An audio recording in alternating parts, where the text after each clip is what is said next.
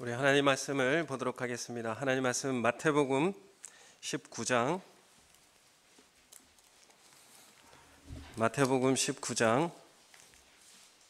13절에서 15절까지 말씀입니다. 마태복음 19장 13절에서 15절까지 말씀입니다.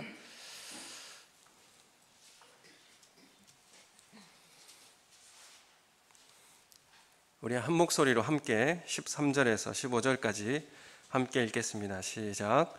그때에 사람들이 예수께서 안수하고 기도해 주심을 바라고 어린아이들을 데리고 오매 제자들이 꾸짖거늘 예수께서 이르시되 어린아이들을 용납하고 내게 오는 것을 금하지 말라. 천국이 이런 사람의 것이니라 하시고 그들에게 안수하시고 거기를 떠나시니라. 아멘. 반갑습니다. 오늘 앞뒤 좌우에 계신 분하고 함께 인사하고 사랑합니다, 축복합니다 인사하면 좋겠습니다. 가정에 계신 분도 하나님의 은혜가 충만하고 또 함께 교제하는 또 말씀 안에 하나 되는 시간 되기를 소원합니다. 우리가 벌써 5월달이 시작되었고 첫 주가 되었습니다. 5월이 이 많은 행사들도 많고 또 우리 교회 행사도 한 가지 더 추가되어서 더 많은 일정들이 있는데 참 5월달이 좋은 달 같습니다. 근데 5월 첫날에 눈이 왔다는 소식을 제가 처음 들어본 것 같은데 특별한 날인 것 같습니다. 그만큼 또 기대가 되는 달이기도 하고요. 그래서 어린이날도 있고 어버이날도 있고 또 청소년의 날도 있고 또 스승의 날, 뭐 여러 가지 기념되는 날이 있습니다. 그래서 5월달은 가정과 또 함께 스승과 감사와 은혜를 이렇게 생각하는 그런 달로 보내시는 은혜가 있기를 소원합니다. 오늘은 우리 교회가 어린이 주일로 그렇게 지키는 날입니다. 주님은 어린 아이들을 축복하셨습니다. 그리고 하나님 나라는 어린 아이와 같이 받들지 않으면 들어갈 수 없다고 이렇게 말씀을 하셨습니다. 오늘 이 어린이 주일에 주님은 우리 모두가 하나님 앞에서 어린아이 같이 되라고 말씀하고 있습니다. 이 어린아이 같이 되라고 하는 것이 유치하게 되라 이런 의미가 아니라 어린아이와 같은 마음을 가져라 이렇게 우리에게 요구하고 있는 것인데요. 겸손하고 또 하나님의 말씀을 그대로 받고 순종하는 마음, 그리고 마음에 거짓이 없이 진실하게 대하는 사랑, 이게 이제 어린아이들이 순수한 그런 마음이지 않겠습니까? 아이들에게 천국과 지옥이 있다 그러면 믿습니다. 그리고 그렇게 있는 것으로 알고 살아갑니다. 그러니까 이러한 어린아이와 같은 믿음을 가지고 살아가라 이렇게 말씀하시는 겁니다. 오늘 이 마태복음에 나오는 이 어린아이를 마가복음에도 똑같이 어린이, 파이디아 이렇게 기록하고 있는데 누가복음에는 갓난아이라고 이렇게 말하고 있습니다. 그래서 이 갓난아기라고 하면 더 어린 아이를 이야기하지 않습니까? 그래서 누가복음에서는 누가가 더 하나님 나라를 대하는 모습이 어린 아이보다 더 갓난아이와 같이 받아들여야 한다 이렇게 요청하고 있는 것입니다. 젖먹이 아이들이 전적으로 부모의 보살핌을 받아야 됩니다. 젖먹이 아이는 그렇죠. 그래서 사랑을 전적으로 신뢰하고 본능적으로 받아들이는 이들이 누구냐 하면 젖먹이 아이들입니다. 먹여줘야 먹을 수 있고 갈아입혀줘야 되고 기저귀도 갈아줘야 되고 눕혀줘야 되고 이렇게 세워줘야 되고 뭐 소화도 시켜줘야 되고 모든 것이 다 의존적이죠. 보살핌이 없으면 살아갈 수 없는 존재가 갓난아이입니다. 그래서 이런 갓난아이처럼 되어야 하나님 나라에 합당한 자다 이렇게 말씀하고 있는 것입니다. 여러분, 우리가 하나님께 전적으로 신뢰하고 하나님의 보살핌을 받아야 할 존재로 그렇게 여기고 살아야만이 그것이 천국에 들어가야 할 합당한 존재다 이렇게 말씀하시는 겁니다. 이걸 이제 좀 다른 말로 하면 전적인 무능의 상태다 이렇게 말하고 있습니다. 내 힘으로 천국 가는 것이 아니라는 것이죠. 전적으로 하나님께 의존하여 보살핌을 받아야 할 존재로 인식하는 것, 그것이 우리가 필요한 존재라는 의식이라는 것입니다. 그래서 하나님 나라의 통치에 순종하고 따르는 것에 있어서 전적인 무능의 상태, 내 스스로는 아무것도 할 수 없다라고 하는 그 존재임을 자각하는 것, 그리고 그렇게 나를 받아들이고 삶을 따르고 순종하는 삶이 천국에 들어간다, 이렇게 말씀하고 있습니다. 나는 하나님 앞에서 전적으로 무능한 사람입니다. 이렇게 고백하는 사람이 어린아이와 같은 그런 신앙을 가진 사람이라는 것입니다. 세상을 이기는 힘은 하나님 나라를 아이와 같이 믿는 것입니다. 그리고 갓난아이와 같이 하나님 아버지를 전적으로 신뢰하는 것입니다. 그 보살핌에 전적으로 내맡기는 것입니다. 그게 바로 천국을 소유하고 하나님 나라의 통치를 소유한 사람들의 모습이라는 것입니다. 전심으로 의탁하는 어린아이들의 이 태도는 어른들의 어떤 계산적인 그런 태도와는 좀 차이를 보입니다. 아이들은 계산적이지 않습니다. 이해득실을 따지지 않지요. 또 아이는 의도를 가지고 정치적이지도 않습니다. 어린이들은 천국이 있다는 그 사실 그 자체를 받아들입니다. 그리고 죄를 지었을 때 심판받는다는 말에 두려움을 가지고 회개합니다. 어린아이와 같이 말씀이 계시된 이 살아계신 하나님의 말씀으로 받아들이고 신뢰하며 듣는 사람, 이 사람이 어린아이와 같은 사람인 것이죠. 어린아이에게 어떤 잘못을 지적해주면 쉽게 자신의 잘못을 인정하고 행동을 교정합니다. 이것이 회개할 수 있는 마음입니다. 이 어린아이와 같은 마음이라는 것을 말씀드릴 수 있습니다. 그래서 그 잘못을 지적하면 저 사람이 나에게 좀 다른 의도를 가지고 말하는지 계산을 하고 이 정치적 의도를 한번 생각해보고, 이건 이제 어린아이의 마음은 아니지요. 그러니까 어린아이는 부모의 권위 아래서, 그리고 부모의 질서 아래 보호받는 자입니다. 이와 같이 우리도 하나님의 권위, 하나님의 질서 아래서 보호를 받는 자가 하나님 나라의 제자, 하나님 나라의 백성이 되는 것입니다. 그래서 이 어린아이의 비유 다음에 이어서 무슨 비유가 나오냐면 부자 청년이 나오죠. 이 부자는 내가 내 삶의 주인이고 내가 왕이 되는 방식으로 살기 때문에 하나님 나라에 들어갈 수가 없어요. 그러니까 어린아이와 부자 청년은 아주 반대된 그런 모습을 우리에게 보여주는 것입니다. 그래서 부자의 관리는 내가 채운 것으로 내가 하나님 나라에 가겠다고 이미 마음속에 생각하고 예수님께 물어 나왔어요. 어떻게 하면 천국에 갈 수 있습니까? 이미 답을 가지고 내 방식과 내 뜻을 가지고 예수님께 그냥 인정받기 위해서 물어보러 나온 것입니다. 그래서 나를 예수님의 말씀대로 바꿀 생각은 없고 이미 내 생각으로 결정 내려진 그런 상태로 예수님께 나온 것이죠. 이것은 말씀에 순종할 수 있는 모습이 아닙니다. 전적으로 하나님 의지하는 것도 아니고 하나님께서 이 문제를 고쳐라 그러면 고칠 수 있는 마음도 준비가 안 돼 있는 것이죠. 그래서 슬픈 기색을 띠고 그냥 돌아가 버렸습니다.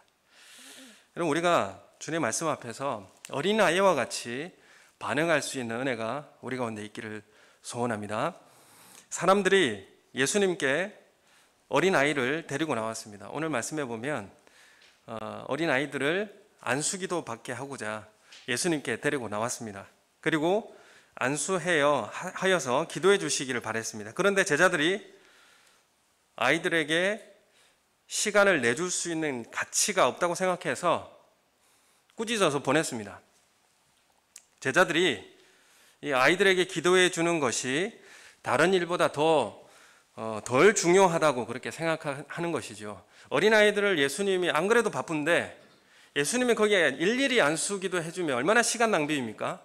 그래서 저리 가라고 꾸짖은 것이죠. 그래서 그 당시에 이제 유대인들의 서열을 보면 남자들이 가장 우선이었고 그 중에서도 이제 칼을 들 수 있는, 전쟁에 나갈 수 있는 그런 남자가 우선이었습니다. 그리고 그 다음이 여자들과 아이들이었습니다. 여자와 아이들은 인구 숫자에도 들어가지 않습니다. 그래서 제자들은 이 아이들이 예수님의 하시는 일에 방해하는 존재로, 또 시간 낭비하는 존재로 여겼고 꾸짖어서 보낸 것입니다. 이 아이들을 데리고 온 사람들은 이제 아이들을 데리고 온 그 부모들을 꾸짖는 것을 본 이 예수님은 제자들에게 내게 오는 것을 금하지 말고 용납하라, 이렇게 말씀을 하십니다. 왜냐하면 천국이 이런 사람의 것이기 때문이다 라고 말씀을 해주십니다. 예수님은 병든 자, 귀신 들린 자, 가난한 자, 그들 기꺼이 시간을 내시고 치유해 주셨습니다. 그와 마찬가지로 예수님은 이 어린 아이들을 위해서 시간을 내어주셨고 할애해 주셨습니다. 아이들에게 시간과 축복과 돌봄과 가르침 등이 필요한 존재들입니다. 그래서 예수님은 그 아이들을 하나하나 머리에 손을 얹고 축복해주고 기도해주고 또 축복해 주셨을 겁니다. 우리가 이 예수님의 이 어린 아이들을 그 바쁜 가운데 그 아이들을 한 사람 한 사람 축복해주고 기도해주는 그런 모습을 보면서 우리가 이 시간이라고 하는 것은 사실 경제적 이익으로 이렇게 전환되는 시대를 살고 있습니다. 시간은 돈이죠. 아이들에게 시간을 투자하고 물질을 공급하는 것, 그건 당장의 어떤 효과나 이익을 기대할 수 없습니다. 아이에게 축복해줬다고 언제 얘가 축복받은 것이 드러나서 확인하고, 그래서 예수님이 그때 축복을 해줘서 우리가 이렇게 됐다고, 그거 언제 기다리고 있습니까? 제자들은 아무 이익도 줄 수 없는 귀찮은 아이들을 그냥 가까이 오지 말라고 그렇게 꾸짖은 겁니다. 우리 자녀들을 우리의 교회의 주일학교 학생들을 위해서 우리는 공급하는 시간, 그리고 물질을 다시 되찾기 위해서 우리는 그들에게 투자하지 않습니다. 우리가 이 아이들과 주일학교 아이들을 우리가 귀찮게 여기지 않죠. 그들에게 기꺼이 시간과 물질을 투자하고 그들을 축복하고 기도해주는 시간을 우리는 갖습니다.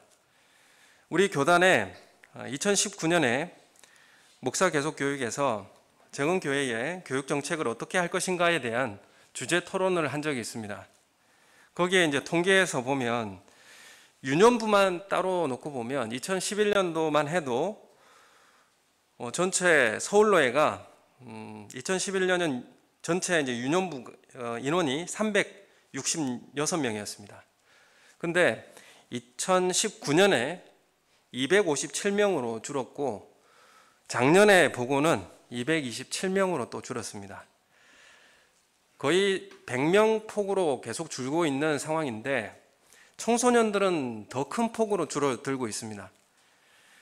이 감소의 원인이 어디에 있을까라고 생각해 볼 때에 이제 기본적으로 저출산이 있고 또 고령화를 우리가 인정하고 있습니다.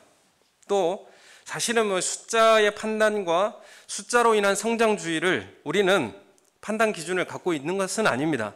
하지만 주일학교 아이들이 숫자가 줄어들고 또 축소된다는 것은 결국 교회가 미래가 허약해질 수밖에 없다는 것을 이야기하고 있는 것이죠. 그 아이들이 이제 우리 교회를 세워져 가야 될 것이고 또 그 아이들이 우리를 이어서 사명받은 증인으로 존재해야 우리 교회도 세워져 있지 않겠습니까? 근데 우리 교회, 우리 교단 안에 실제적 아이들의 질적 성장을 위해서 고민을 하고 이제는 이미 시간이 많이 지났고 또 아이들을 위한 그런 고민을 해야 할 때가 왔습니다. 교회뿐만 아니라 가정에서는 더 노력해야 하는 것이 또 이 신앙교육입니다. 사실 교회에서도 아이들을 담당하고 있는 이 교사에 대해서는 일꾼이 부족한 현실입니다. 그런데 더 부족한 부서는 또 주일학교 교사이죠. 유치부 교사도 그렇고요. 이 교사는 눈에 잘 띄지도 않고 뭐 하는지 잘 알 수도 없고 힘들고 또 시간이 많이 허비되는 일이 또 교사입니다. 또 아이들과 인격적인 관계를 가져야 하고 또 교사로서의 본도 보여줘야 합니다. 거기다가 성경 지식도 갖추고 있어야 합니다. 어느 것 하나 쉬운 것이 없죠. 그래서 더군다나 요즘에 교사라고 하는 이 권위마저 떨어져 있기 때문에 예전 같지 않는 그런 어려움이 가중됩니다. 그래서 우리 교사라고 하는 이 직분이, 섬김의 장소가 너무나 소중하다는 것을 우리가 이제 생각을 하고 있죠. 저는 우리 교회 유년부 주일학교가 올해 들어서 너무나 반갑고, 또 어떤 면으로는 제가 도전이 됩니다, 사실. 왜냐하면 올해 들어서 유년부 아이들이 매일 큐티를 하고 매일 성경을 읽습니다. 매일 큐티를 하여서 유년부의 단체 카톡방에 보고를 하고 하루 성경을 3장씩 읽습니다. 그냥 읽는 게 아니고 읽는 본문을 스스로 문제를 내어서 카톡에 올립니다. 그러면 그 문제를 선생님이 답을 맞추어 주고, 또 선생님도 그 본문에서 20개 정도의 문제를 내면 아이들이 그 문제 중에서 답을 적습니다. 그럼 그걸 다 채점해서 달란트로 다 정립을 해주고 한 달에 한 번씩 시상을 합니다. 그리고 큐티를 하고 나서 거기에 올리게 되면 오늘의 다짐과 결단을 그 큐티에 또 올려요. 얼마나 놀랍습니까? 지금도 진행되고 있습니다. 올해 비대면 상황에서 선생님이 이렇게 유년부를 하겠다고 저에게 말씀을 하시길래 정말 할 수 있을까에 대한 고민이 좀 되었습니다, 저 스스로. 근데 놀라운 일이 일어난 거죠. 아이들이 새벽같이 일어나서 말씀을 읽고 큐티를 하고 하루를 시작할 때 말씀을 시작하는 것을 저는 목격하게 되었습니다. 저희 집에 2 딸이 있고, 또 다른 집에서도 아이들이 아침 7시, 8시만 되면 다 올리는 거예요. 그래서 물론 큰 아이들은 스스로 할 수 있겠지만 어린 아이들은 부모님의 도움이 많이 필요합니다. 부모님이 같이 읽어주고 또 큐티도 같이 도와주고 이런 일을 해야 되죠. 그렇기 때문에 이게 더 좋은 것 같아요. 왜냐하면 부모들도 같이 말씀 보고 같이 큐티를 하게 되고 아이들을 말씀 안에 인도할 수 있기 때문에 너무 좋은 것 같습니다. 이 빨리 저희도 장년층에도 도입했으면 하는 바람도 있지만 달란트를 매겨서 시상도 하고 그러면 얼마나 또 열심히 하실까.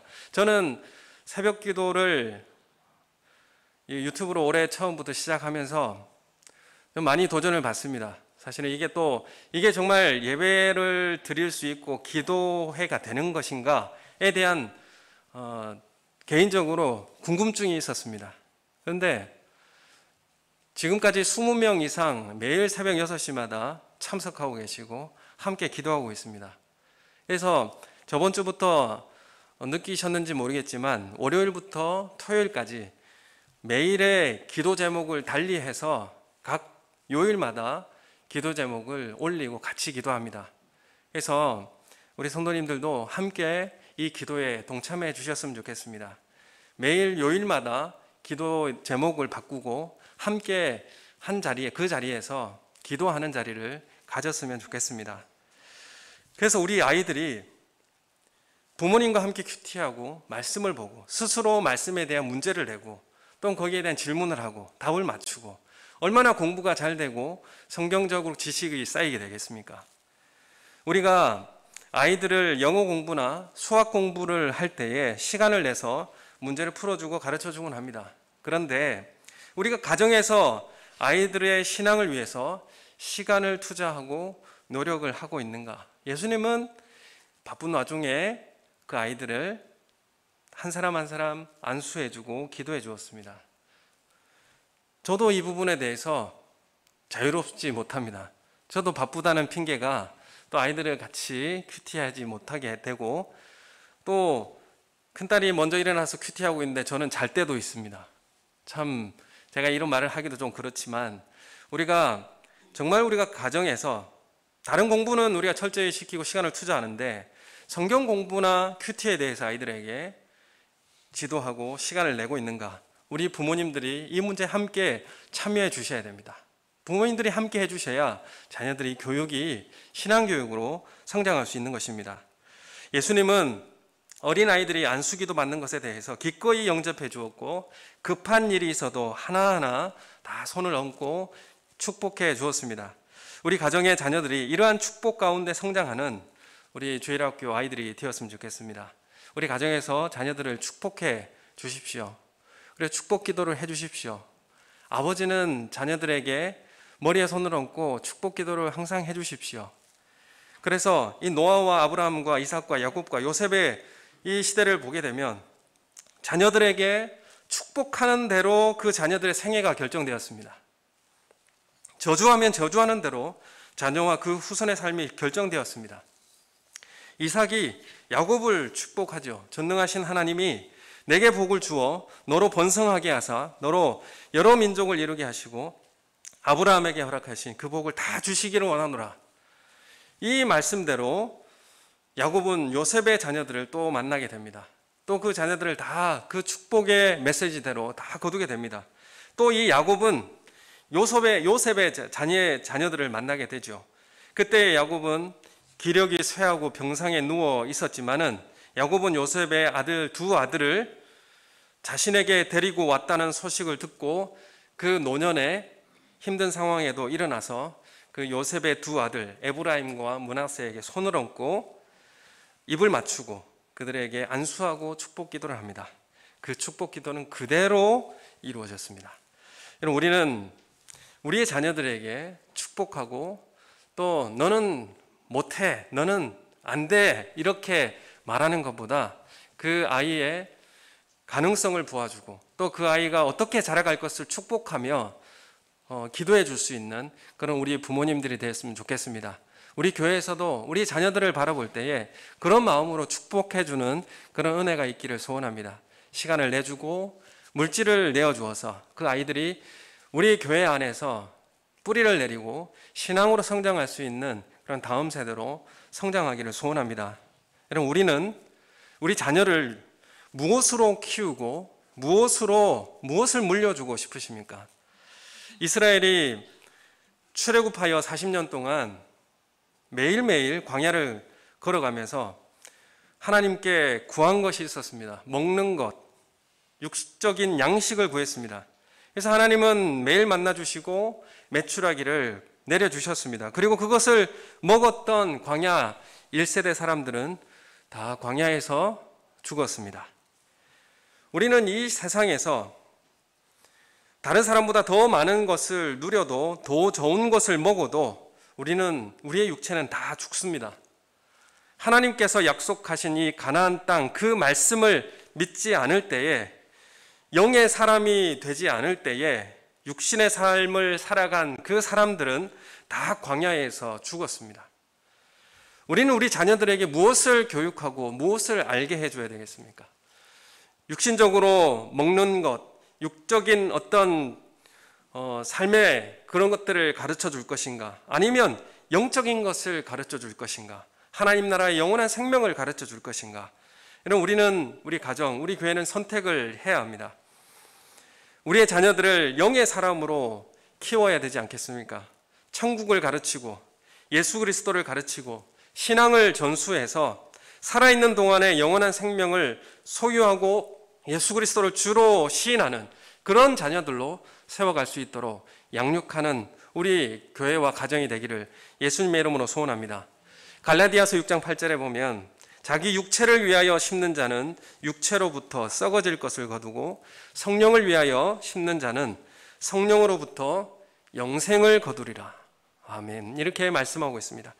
그래서 우리가 추구해야 할 것은 영적인 삶이요, 육이 끌고 가는 삶이 아니라 영이 나의 육체를 끌고 가는 삶이 될 수 있도록 인도하여야 하는 것입니다.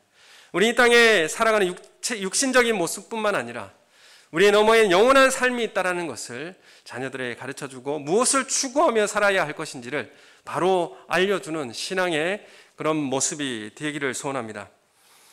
이재철 목사님이 이런 이야기를 해서 참 공감이 가서 이 말씀을 소개시켜 드리겠습니다. 어머니의 역할이 성경에서는 가장 중요하다고 이야기합니다. 성경은 특별한 경우가 아니면 여자의 이름을 잘 거론하지 않습니다. 그런데 열왕기서와 역대기를 보면 왕들의 이름이 나올 때에 그 왕의 어머니가 소개되고 있습니다. 열왕기하 15장 32절에 보면 이스라엘의 왕 그말랴의 아들 베가 제2년에 유다 왕 우시아의 아들 요담이 왕이 되니 나이가 25세라 예루살렘에서 16년간 다스리니라. 그의 어머니의 이름이 여루사라 사독의 딸이더라. 이렇게 어머니의 이름이 소개되고 있어요. 그 왕의 어머니가 누구였는가 이렇게 소개가 되고 있고, 역대하에서도 보면 똑같은 이 요담이 왕위에 오를 때 나이가 25세고 예루살렘에서 16년간 다스렸고 그의 어머니 이름은 여루사요 사독의 딸이었더라. 이 어머니의 이름은 그 왕의 어머니가 누구였는지를 소개하고 있는 것이죠. 왜 어머니를 소개하고 있을까요? 아버지를 소개하지 않고 왜 어머니를 소개했을까요? 그리고 그 소개 이후에 여전히 그 왕은 정직하지 않았고 성전에도 들어가지 않았고 백성은 여전히 부패했다 이렇게 평가합니다. 무슨 의미를 이야기하고 있을까요? 어머니에게 어떤 신앙의 전수를 받았는지에 대한 결과를 고발하고 있는 것이죠. 이 여인 밑에서 난 자녀는 왕이 되어도 어떻게 엉망이 되는 그런 모습이 되는가? 아니면 이런 여자 밑에서 태어난 자녀들은 어떻게 하나님의 뜻대로 잘 살았는지 그런 평가를 하고 있다는 것입니다. 그래서 왕들의 어머니의 이름이 밝혀져 있는 것을 우리가 보게 됩니다. 이게 무슨 의미일까요? 어머니의 역할이 크다는 것입니다. 솔로몬도 이렇게 말합니다. 잠언 14장 1절에 보면 지혜로운 여인은 자기 집을 세우되 미련한 여인은 자기 손으로 그것을 허느니라. 솔로몬이 누구입니까? 왕이지 않습니까? 힘 있는 최고의 힘을 가진 존재인데 내 말 한마디로 집이 바로 세워지지 않더라는 것이죠. 이 집을 세우는 것은 누구냐 하면 지혜로운 여인이 세운다. 이렇게 지금 솔로몬이 고백하고 있는 겁니다. 그러니까 솔로몬이 뭘 인정하고 있는 거냐면 여자를 통하여서 그 집이 세워진다라고 지금 말하고 있는 것입니다. 어머니가 어떻게 마음을 먹느냐에 따라서 집이 달라지고 자녀가 달라진다라는 것을 말씀하고 있습니다. 우리가 잘 알고 있는 디모데후서 1장 5절에도 보면 이는 내 속에 거짓이 없는 믿음이 있음을 생각함이라. 이 믿음은 먼저 네 외조모 로이스와 내 어머니 유니게 속에 있더니 내 속에도 있는 줄을 확신하노라. 바울이 지금 디모데를 바라보면서 네 이 신앙이 어디서 왔는지를 내가 알겠다. 이렇게 지금 말하고 있는 것이죠. 디모데의 아버지는 헬라인입니다. 이방인입니다. 아버지가 신자가 아니죠. 아닐 수 있었습니다. 그런데 디모데가 거짓 없는 믿음을 가질 수 있었던 이유는 무엇입니까? 그것은 외할머니와 어머니의 신앙이 전수되었기 때문이다 라고 사도 바울이 지금 말씀하고 있습니다. 디모데가 어렸을 때부터 구약 성경을 알고 그것을 외우고 있었던 이유는 어머니가 구약 성경을 암기하도록 훈련했기 때문입니다. 그럼 그 디모데의 어머니가 어떻게 성경 말씀을 훈련받았습니까? 그 어머니가 디모데의 어머니를 훈련했기 때문에 가능한 것이었습니다. 그래서 이것이 예수 그리스도를 믿는 지식의 기초가 되었습니다. 그래서 디모데가 그 마음에 거짓 없는 믿음이 그 마음 속에 새겨지게 되었다는 것입니다. 사랑하는 우리 성도 여러분, 얼마나 자녀의 신앙 성숙과 자라남이 있어서 부모님이 소중하고 중요하다는 것을 말씀하고 있고 또 그 중에서 어머니의 노력이 얼마나 크다는 것을 우리에게 말씀하고 있습니다. 이 역할을 정말 잘 감당하여서 부모된 자의 삶을 살고 또 이 자녀들을 하나님의 약속의 자녀로서 축복을 누리고 또 우리가 시간과 물질을 할애해서 자녀들이 신앙의 길을 걸어갈 수 있도록 축복하는 우리 교회가 되기를 예수님의 이름으로 축원합니다. 우리 함께 기도하겠습니다. 우리 가정에 있는 자녀들, 또 그 후손들, 또 우리 교회에 있는 우리 다음 세대들, 또 우리가 이 자녀들을 위하여 축복하고 시간과 물질을 투자하고 또 하나님 나라의 신앙을 교육하고 훈련하여서 이 아이들이 우리의 믿음보다 더 나은 믿음으로, 우리보다 더 나은 신앙으로 자라갈 수 있도록 축복해달라고 우리 다같이 함께 기도하겠습니다. 하나님 아버지, 은혜를 감사합니다. 하나님께서 우리에게 자녀를 주셨는데 하나님 그 자녀는 하나님께서 우리에게 맡겨주신 하나님의 기업이었습니다. 하나님, 우리가 말씀의 책임을 가지고 아이들을 양육하고 성장하게 할 수 있도록 인도해 주시옵소서. 어머니로부터 물려받은 신앙이 자녀에게 전수되어지고 그 자녀가 그 다음 자녀에게 신앙을 전수하는 그런 믿음의 계보가 이어져 가게 해주시고, 믿음의 가문이 우리 교회 가운데 세워지게 해주시고, 우리 교회가 다음 세대를 잃지 않게 해주시고, 주일학교가 예수 그리스도 안에서 아버지 인격적으로 만나고 예수님을 주로 고백하는 그런 자녀들로 세워져 가게 해주시옵소서. 하나님, 우리의 믿음보다, 우리의 신앙보다 더 나은 믿음과 신앙을 갖는 그런 자녀들로 성장케 하여 주시옵고, 또한 그 믿음에 반응하고 주님 앞에 드려지는 귀한 삶을 살아가게 하여 주시옵소서. 우리 교회 젊은이들과 청소년들과 청년들과 또한 주일학교 아이들과 유치부에 이르기까지 하나님, 그들을 한 사람도 놓치지 아니하고 하나님의 자녀, 하나님의 은혜 가운데 이끌어 주시고 하나님의 통치와 다스림이 드러날 수 있는 역사가 있게 하여 주시옵소서. 한 사람 한 사람 주님께서 축복하여 주시고 주님 앞에 나오는 모든 사람들 축복하며 기도하는 그런 우리 교회와 우리 가정이 될 수 있도록 주장하여 주시옵소서.